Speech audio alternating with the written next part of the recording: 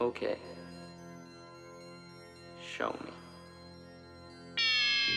Hi there guys, welcome back to the Dutch C channel. Thank you very much for tuning in. And I got me, well, not a box, an EVA bag, a semi-hard case pouch for a quadcopter. And I'm not sure if you'll be able to see it, but it has Diatone embossed in it. So in this video, you've seen the title of the video, right? In this video we're gonna have a look at the content of this EVA bag. And I definitely appreciate the packaging here, which is obviously useful for storing and transporting your quadcopter, a Diatone Roma F1. Definitely one of the smallest quadcopters I've ever had. Yeah, very nice. A very small quadcopter with ducts. In fact, these are 1.7 inch propellers. And the quadcopter, I think, can be run on 1.9 inch propellers, but you'd have to take off the prop guards, which you can. Okay, so, and it also comes with some stuff. Let me actually show you that it comes with some stuff. There, as you can tell, stuff. You got wires, which you don't need because the quadcopter already has a receiver. And okay, you've got some documentation. Yeah, documentation. And we got a care package with straps and screws, spare screws, battery, anti-skid pad. And we also get a USB cable, USB-C cable. Well, I'm not sure why. Do you not have a USB-C cable?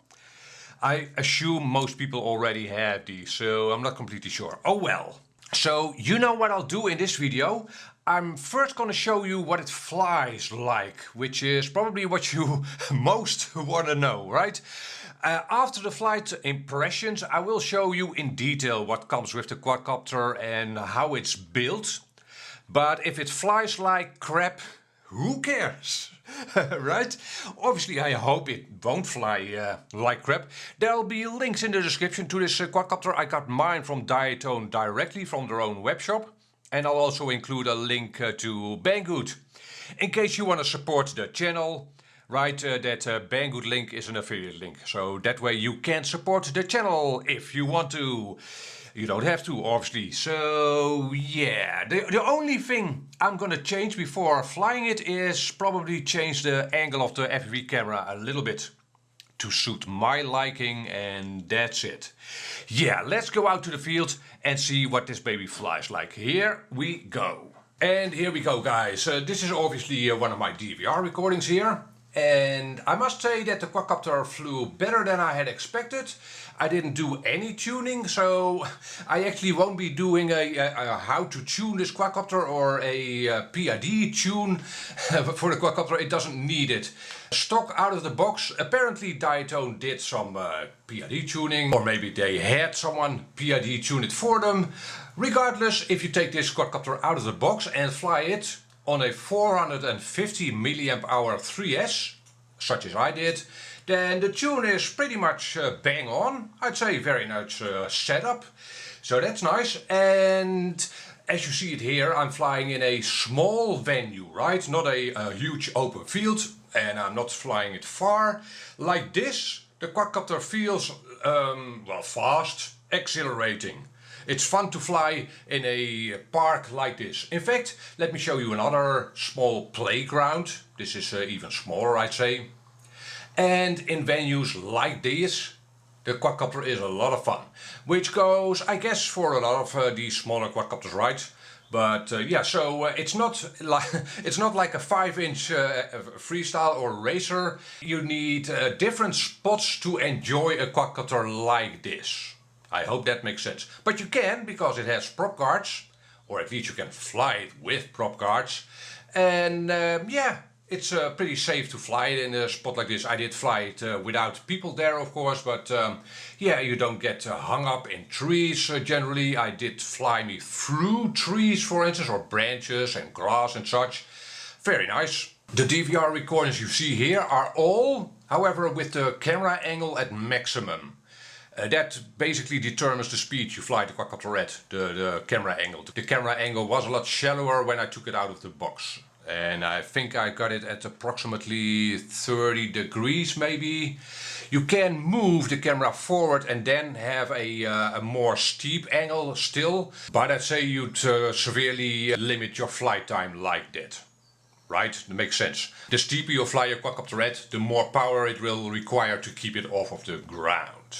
Speaking of flight time, I got me flight times of a maximum of 5 minutes. And again, that was on 450 mAh 3S Lipos. However, the Lipos I used weren't all that new. In fact, they were well used.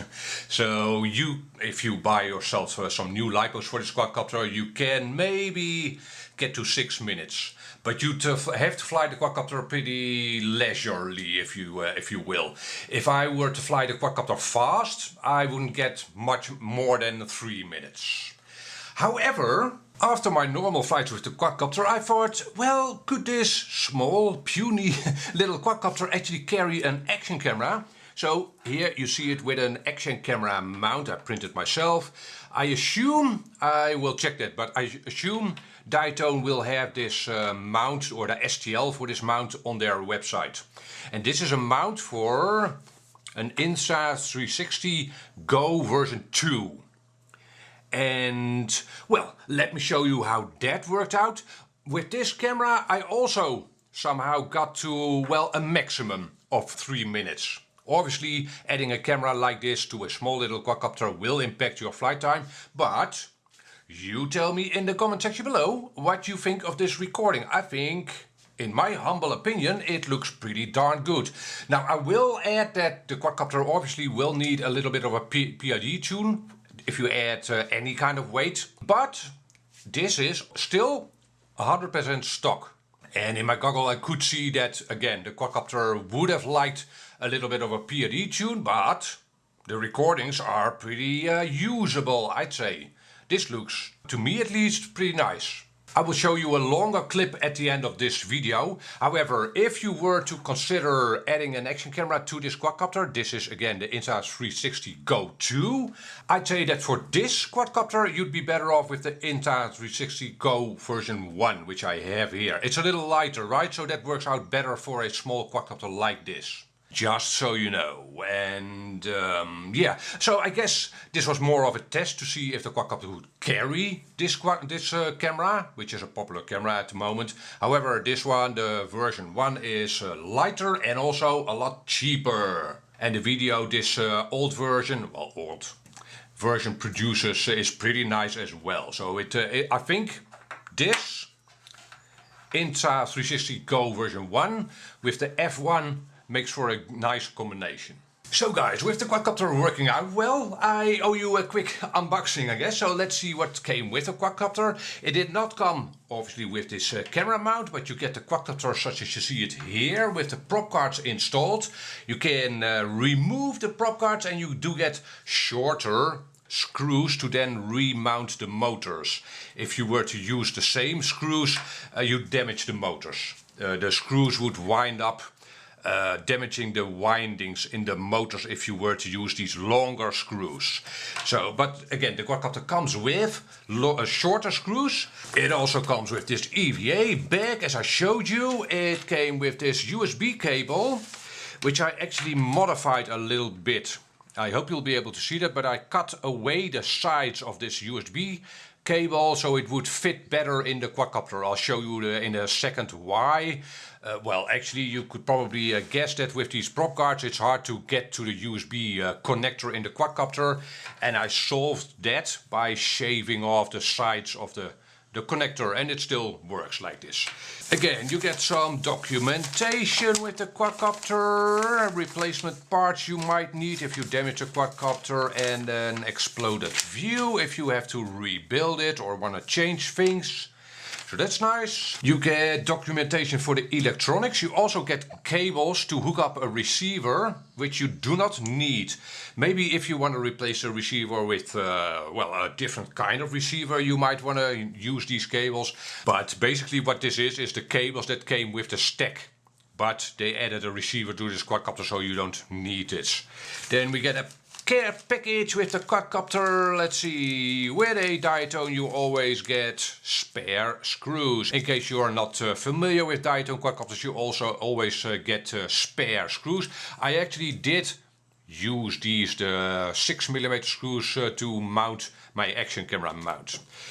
You get, let's see, these are probably screws to secure the propellers in place, but I never used them. And you don't need them. The propellers won't come off, even in a crash. And let's see, more screws. I'm not completely sure what these are for. It looks like a camera mount, an alternate camera mount. And you get some spare tape to tape down the motor wires, but yeah, spare, extra, very nice. You also get a buzzer, which isn't installed in the quadcopter yet, but if you want to install it, you have a buzzer. And this is an RF shield, and that should go in between probably the VTX and the receiver and the flight controller. It's however already in there, so this is, I guess, a spare. And anti-skid pad, I used a different one I had on the desk, but this is anti-skid pad for your quadcopter, or the battery rather. Then what is this? What is this? This is also for a receiver, to install a receiver, which you do not need because it's already in there. And you get, well, you get 2 battery straps. One is already on my quadcopter. Oh, and you get a second anti-skid pad, so that's nice. So that's it, that's everything you get with the quadcopter. Pretty nice. So what more can I tell you about the Diatone Roma F1? Well, I flew it with 2 Lipos. This is GMB 450, more of a square Lipo, I guess, and worked. No problems really. However, it somehow flew better with this. A stick pack, also a 450 mAh 3S. Somehow it flew better, and I'm not sure why. Maybe it's the size or the shape of the Lipo. These tattooed Lipos aren't all that popular, I know, for any FPV quadcopter. They are more suitable to airplanes, I think, lower amp draw. However, these Lipos worked well with this Diatone F1, even with the action camera installed. 3 minutes of flight time on this well-used Tattoo 450, but GMB also sells stick packs, right, or CNHL. And again, this type of Lipo worked out better for me with this quadcopter. Then, do I have any complaints about this quadcopter? Well, it's hard to impossible to mount a Lipo on top. However, I always flew the quadcopter with the Lipo at the bottom, which worked out fine. I was very worried about the placement of these antennae at the bottom of the arms. However, you don't generally fly a quadcopter very far. A quadcopter like this, I should say. Right, this is not a long-range quadcopter, and this somehow worked. I was again very skeptical, being with the antennas at the carbon fiber plate or the arms, but it worked. Yeah, and also to that, I should add that I flew the quadcopter with this radio, my jumper T-Light, and yeah, my T-Light still works. I use it practically every day, and it somehow still works. So yeah. Then, so complaints. Yeah, the one complaint about this quadcopter is that it's hard to get to the USB connector. It's a USB-C connector, and it's hard because of the prop cards to get to it. If you were to fly the quadcopter without prop cards, you wouldn't have that problem.